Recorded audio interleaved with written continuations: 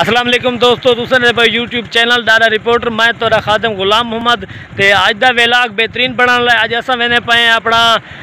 गरबन के इलाके दोस्तों ने कट्ठे क्योंकि जुम्मा है, जुम्मा बेहतरीन मुबारक डी होने ते छुट्टी का ॾींहुं होने ते ई जुम्मे वाले ॾींहुं शाम को अस चक्कर शुक्कर लावन किते दोस्त सारे खावन का ही प्रोग्राम होने खाने वगैरह का सारा अपने दोस्तों के नाल सारा अज वेने पे इंशाअल्लाह गरबन ते बेहतरीन विलाग बनाने लाए।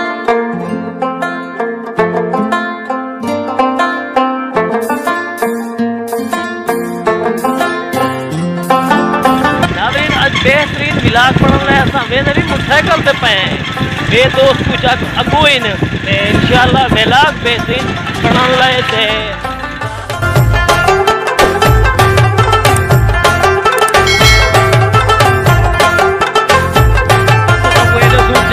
सारा सामान किते से